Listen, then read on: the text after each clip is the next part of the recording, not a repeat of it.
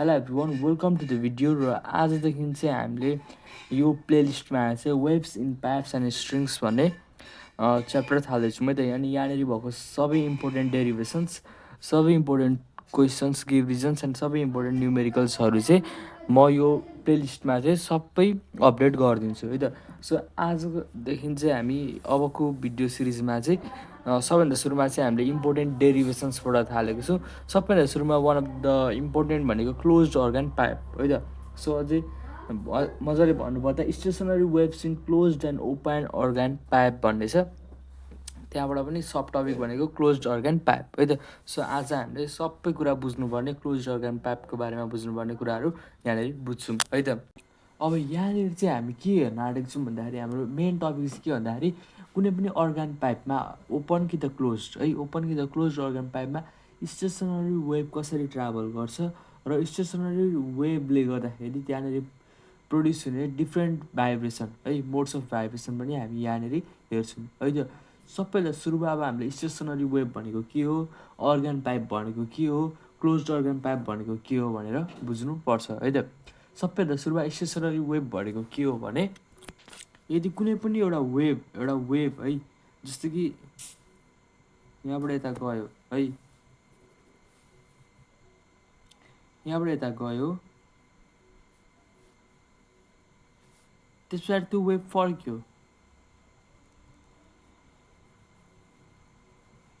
है। अब यहाँनिर यो दुईवटा वेभको चाहिँ के भन्दाखेरि फ्रिक्वेन्सी सेम भयो है, फ्रिक्वेन्सी सेम भयो, एम्प्लिट्युड सेम भयो, वेभलेन्थ सेम भयो भने चाहिँ यो दुईवटा वेभको चाहिँ है, अनि डाइरेक्सन चाहिँ ओपोजिट छ है, डाइरेक्सन चाहिँ ओपोजिट छ भने यस्तो खाले वेभलाई चाहिँ स्टेसनरी वेभ भनिन्छ है। यस्तो खाले वेभलाई चाहिँ स्टेसनरी वेभ भनिन्छ। र अब यहाँनिर यिनीहरूको डिफ्रेन्ट मोड्स अफ भाइब्रेसन चाहिँ हामी यहाँनिर हेर्न गइरहेको छौँ है त। अब अर्को कुरा भनेको अर्गन पाइप भनेको के हो, अर्गन पाइप भनेको के हो है। अब यहाँ क्लोज र ओपन भन्ने छ, अर्गन पाइप भनेको के हो भनेर बुझ्नुपर्छ। अर्गन पाइप भनेको चाहिँ कुनै पनि म्युजिकल डिभाइस हो जसले चाहिँ साउन्ड प्रड्युस गर्छ है, एउटा सर्टेन फ्रिक्वेन्सीको। त्यहाँ चाहिँ एयरलाई हामी प्रेसराइज गर्छौँ होइन, अनि त्यहाँनिर त्यसले सर्टेन फ्रिक्वेन्सीको साउन्ड प्रड्युस गर्छ, त्यति हो है त। त्यहाँनिर चाहिँ अनि त्यो फ्रिक्वेन्सीलाई चाहिँ हामी त्यो प्रेसरको हिसाबले डिफ्रेन्ट फ्रिक्वेन्सी पनि प्रड्युस गर्न सक्छौँ। सो त्यसलाई भन्छ मोड्स अफ भाइब्रेसन है। यति भइसकेपछि अब क्लोज्ड अर्गन पाइप। अब open organ pipe, sorry closed organ pipe भनेको के हो है। क्लोज्ड अर्गन पाइप भनेको चाहिँ एउटा यस्तो खाले अर्गन पाइप हो जहाँनिर चाहिँ एउटा एन्ड चाहिँ क्लोज्ड हुन्छ है, त्यसरी अर्को एन्ड चाहिँ ओपन हुन्छ है त, ओपन टु एयर। जस्तो कि तपाईँहरूलाई म यहाँनिर फिगरमा पनि देखाउन सक्छु। यहाँनिर यदि फर इक्जाम्पल मैले एउटा यस्तो पाइप बनाएँ है, अब यहाँबाट ट्राभल गर्छ है, ट्राभल गर्छ, त्यसरी फेरि फर्केर आउँछ। सो यहाँनिर एकतिर चाहिँ क्लोज्ड भयो, एकतिर चाहिँ ओपन टु एयर भयो है, ओपन टु एयर भयो। सो यस्तो खाले भनेको चाहिँ क्लोज्ड अर्गन पाइप हो है त। अनि ओपन अर्गन भनेको चाहिँ यो दुवैतिर ओपन है त, दुवैतिर ओपन टु एयर। सो त्यही हो है त। क्लोज्ड अर्गन पाइप भनेको एकतिर चाहिँ ओपन हुने हावातिर अनि अर्कोतिर चाहिँ क्लोज्ड हुने। अब यहाँनिर मैले क्लोज्ड अर्गन पाइपको डेफिनेसन पनि लेखिदिइहालेँ है। The organ pipe whose one end is open to air and other end is closed off is called closed organ pipe होइन। अब अर्को भनेको modes of vibration in a closed organ pipe है त। डिफ्रेन्ट मोड्स अफ भाइब्रेसन हुन्छ है, यो चाहिँ किन हुन्छ, कसरी हुन्छ म भन्ने कुरा पनि म भनिदिइहाल्छु है त। The vibration that provides frequency in specific pattern are known as modes of vibration है। सबभन्दा सुरुमा यहीँनिर हेरौँ है त। अब एउटा पाइप लिउँ है, यो पाइप लिइसकेपछि even though the length is constant होइन, यो लेन्थ कन्स्ट्यान्ट भएपछि भए पनि हामीले यहाँनिर युज गर्ने प्रेसरले है, यो हावा ब्लो गर्ने अथवा how hard the air is blown है, त्यसले चाहिँ हाम्रो के गर्छ त फ्रिक्वेन्सीलाई डिफर गरिदिन्छ है, त्यसले हाम्रो फ्रिक्वेन्सीलाई डिफर गरिदिन्छ र डिफ्रेन्ट फ्रिक्वेन्सी प्रड्युस हुन्छ है। तर त्यो डिफ्रेन्ट फ्रिक्वेन्सी प्रड्युस हुँदाखेरि पनि त्यसले चाहिँ एउटा प्याटर्न फलो गर्छ है, त्यसले चाहिँ एउटा प्याटर्न फलो गर्छ। जस्तो कि के भन्न सकिन्छ त भन्दाखेरि जस्तो कि अब एउटा सर्टेन फन्डामेन्टल फ्रिक्वेन्सी छ है, फर्स्ट स्मलेस्ट फ्रिक्वेन्सी प्रोड्युस भयो, फर्स्ट स्मलेस्ट फ्रिक्वेन्सी प्रोड्युस भयो, र सेकेन्ड फ्रिक्वेन्सी चाहिँ त्यसको कति हुन्छ त भन्दाखेरि, सेकेन्ड फ्रिक्वेन्सी चाहिँ कति हुन्छ त भन्दाखेरि 3 इन्टु फर्स्ट फ्रिक्वेन्सी है। यो भनेको के हो त भन्दाखेरि, यदि फर्स्ट फ्रिक्वेन्सी चाहिँ F1 छ भने सेकेन्ड फ्रिक्वेन्सी चाहिँ त्यसकै 3 गुणा बेसी हुन्छ है। सो एउटा प्याटर्नमा है, फन्डामेन्टल फ्रिक्वेन्सीको एउटा मल्टिपलमा चाहिँ फ्रिक्वेन्सीहरू प्रोड्युस हुने भएको कारणले गर्दाखेरि यहाँनिर मोड्स अफ भाइब्रेसन भनेर हामीले राख्यौँ, र त्यही कुरा चाहिँ अब हामी यहाँनिर डिस्कस गर्न गइरहेको छौँ है त। ओके, अब the mechanism and nature of first 3 modes of vibration are described below है त। यहाँनिर चाहिँ हामी फर्स्ट 3 भाइब्रेसनको नेचर र मेकानिजम चाहिँ हामी डिस्कस गर्छौँ, र इक्जाममा क्वेसन्सहरू पनि तपाईँहरूलाई describe about first 3 modes of vibration of close organ pipe भनेर पनि सोध्न सक्नुहुन्छ है त। त्यतिखेर तपाईँहरूले यसरी नै डिस्क्राइब गर्न सक्नुहुन्छ।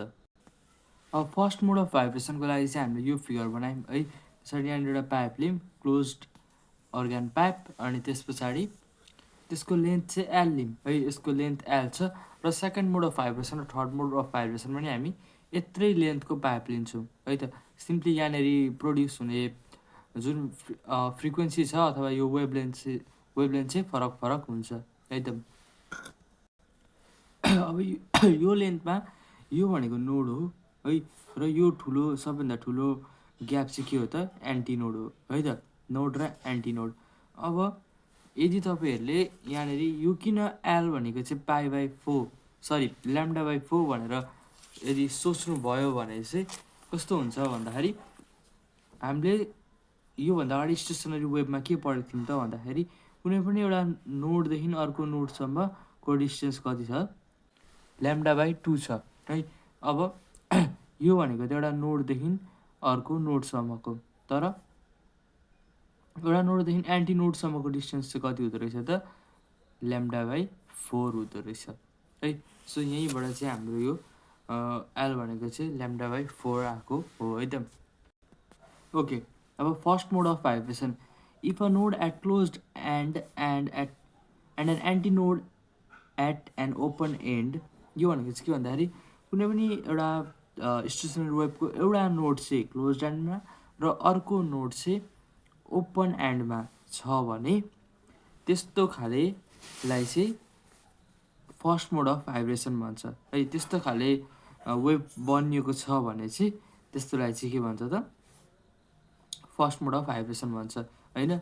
जस्तो कि एउटा नोड र एउटा मात्र एन्टिनोड, अनि in this mode minimum possible frequency is produced which is called fundamental frequency. अब यस्तो खाले वेभ बनिएको बेलामा चाहिँ मिनिमम फ्रिक्वेन्सी बनिन्छ है। यो लेन्थमा बनिने सबभन्दा मिनिमम फ्रिक्वेन्सी चाहिँ प्रोड्युस हुन्छ, र त्यसलाई चाहिँ फन्डामेन्टल फ्रिक्वेन्सी भनिन्छ। अब let L be length of a closed pipe end λ1 be wavelength and F1 be fundamental frequency and V be speed of sound in air है। यहाँनिर यसको लेन्थ भयो L है, यो पाइपको लेन्थ भयो L, त्यस पछाडि यहाँनिरको वेभलेन्थको यहाँनिर प्रोड्युस हुने वेभलेन्थ भनेको λ भयो, त्यस पछाडि यहाँनिरको फ्रिक्वेन्सी F1 भयो, र यहाँनिर स्पिड अफ साउन्ड त B भइहाल्यो। सो त्यति हुँदाखेरि हाम्रो फर्स्ट फ्रिक्वेन्सी चाहिँ के हुन्छ त, F1 = B/λ1 हुन्छ। Okay, 1/4 of complete wave is formed in the pipe, so L = λ1/4। अब यहाँबाट λ1 को भ्यालु निकाल्यौँ भने 4L हुन्छ है त। सो अब यो अघि हाम्रो फ्रिक्वेन्सी 1मा कति थियो त, हाम्रो B/λ1 थियो है। अब यहाँनिर यो λ1 को भ्यालु हामी यहाँनिर हाल्न सक्छौँ। सो अब यहाँनिर फ्रिक्वेन्सी 1 भनेको कति भयो त, B/4L भयो है त, B/4L भयो। सो यो भनेको चाहिँ fundamental frequency of the sound है त। So therefore F1 is the fundamental frequency of the pipe of sound in pipe भन्दा हुन्छ है त of frequency of sound of the pipe ल सो यति भइसकिसकेपछि अब अझै हामी यो फर्दर हेर्न सक्छौँ F1 B भनेको त हाम्रो के हो त 1/4L यतिकै लेख्दै है त B भनेको हाम्रो के हो त ल्याप्लेस फर्मुला अनुसार गामा पी बाई यो भनेको डेन्सिटी है त सो यो भनेको चाहिँ हाम्रो के भयो त अब फन्डामेन्टल फ्रिक्वेन्सी भयो अब सेकेन्ड मोड अफ भाइब्रेसनहरू है second mode of vibration okay अब हाम्रो सेकेन्ड मोड अफ भाइब्रेसन भन्ने छ है त यहाँनिर चाहिँ एलको भ्यालु कति छ त 3 इन्टु ल्याम्डा 2/4 है त अब यहाँनिर चाहिँ ल्याम्डा नै चेन्ज भएको छ है भनेपछि वेभलेन्थ नै चेन्ज भएको छ फ्रिक्वेन्सी नै चेन्ज हुनेछ है त सो त्यस्तो हुँदाखेरि पनि लेन्थ चाहिँ हाम्रो एउटै छ है त भनेपछि अब यहाँनिर किन 3 ल्याम्डा 2/4 छ त है किन 3 ल्याम्डा 2/4 छ अब यहाँनिर हेर्नुभयो भने एउटा नोडदेखि अर्को नोडसम्मको डिस्टेन्स भनेको λ/2 हो होइन एउटा नोडदेखि अर्कोसम्मको λ/2 हो भनेपछि यो एउटा λ/4 हो होइन यो यहाँनिर पनि एउटा पोइन्ट छ जुनलाई चाहिँ हामी एन्टिनोड भन्छौँ यो नोडदेखि एन्टिनोडसम्म λ/4 फेरि यहाँदेखि यहाँसम्म λ/4 फेरि यहाँदेखि यहाँसम्म λ/4 तिनवटा λ/4 भएको कारणले गर्दाखेरि चाहिँ 3 इन्टु λ2/4 भएर हाम्रो एलको भ्याल्यु चाहिँ यति भएको हो है त एलको भ्याल्यु चाहिँ 3 λ2/4 भएको ओके मैले हल्का ल्याङ्ग्वेज पनि लेखिदिइहालेँ होइन यहाँ सिम्पली केही लेखेको छैन in this mode of vibration 2 nodes and 2 antinodes are formed in the pipe होइन दुईवटा नोड्स र दुईवटा एन्टिनोड्स बनिन्छ यो पाइपमा र let L be the length and λ2 be the wavelength of sound produce in this mode of vibration then corresponding frequency F2 of vibration is होइन यदि यसको हामीले लेन्थलाई एल मानिदिने हो यहाँनिर प्रड्युस हुने यहाँनिर भएको वेभलेन्थलाई λ2 मानिदिने हो र यहाँनिर चाहिँ फ्रिक्वेन्सी है यहाँनिर प्रड्युस भएको फ्रिक्वेन्सीलाई F2 मानिदिने हो भने फ्रिक्वेन्सी चाहिँ कति हुन्छ त हाम्रो F2 is equal to B/λ2 हुन्छ है त B/λ2 हुन्छ सो यस्तो हुँदाखेरि अब यहाँनिर हाम्रो एलको भ्यालु कति छ त here L is equal to 3 λ2/4 छ होइन अनि λ2 भनेको हाम्रो 4L/3 सो अब हामीले यही कुरा लगेर यहाँ रिप्लेस गर्नुपर्ने हुन्छ है so F2 is equal to अब λ2 को ठाउँमा हामी के राख्ने त 4L/3 राख्ने है अझै मजाले भन्नु पर्दाखेरि के गर्ने त भन्दाखेरि F2 is equal to 3 times 1/4 B/L है 1/4 B/L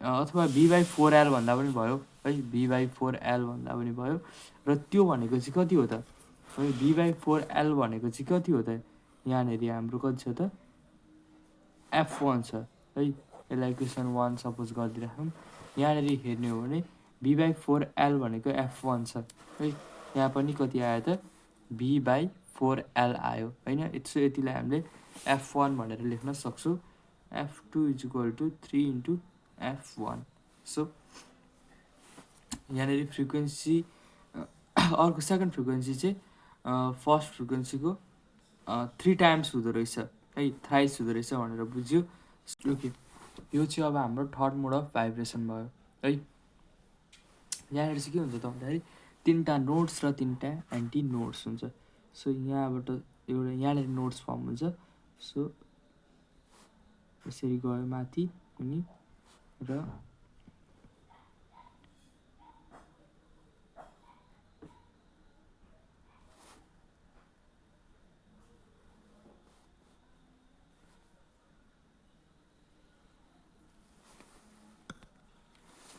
सो यहाँनिर हेर्नुभयो भने एउटा नोड अर्को नोड अनि यहाँ बिचमा यो भनेको एन्टिनोड र एन्टिनोड है सो अब यहाँनिर कतिवटा λ/4 हुने भयो त है सो एउटा नोडदेखि एन्टिनोडसम्मको डिस्टेन्स λ/4 हो भने 1 2 3 4 5 पाँचवटा so L is equal to 5 lambda 3/4 यो हुने भयो है त।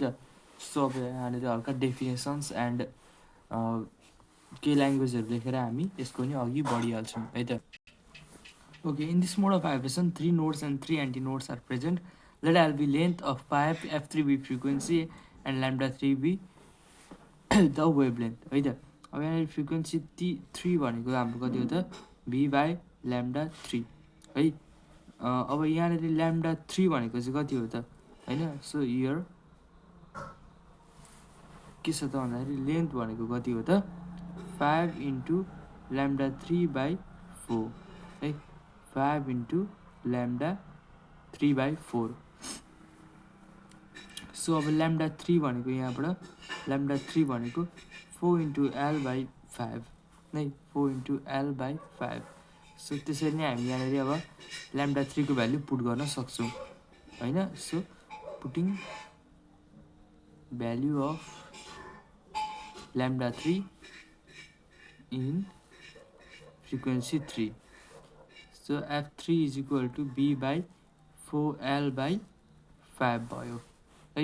सो त्यसै गरी F3 is equal to 5 times b/4L भयो है त। सो यो भनेको त के हो त फन्डामेन्टल फ्रिक्वेन्सी हो। F3 is equal to 5 into F1।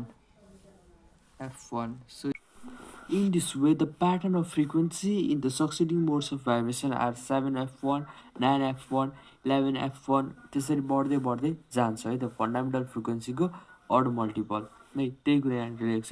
Only odd multiples of fundamental frequency are possible in closed organ. In this pipe, even harmonics are absent, so the sound is imperfect and is not sweet. होइन। अब यहाँनिर चाहिँ even harmonics absent भएको कारणले गर्दाखेरि close organ पाइपबाट निस्किने sound चाहिँ इम्पर्फेक्ट र स्विट सुनिँदैन है त। So that was all, thanks for watching and please subscribe the channel for more videos.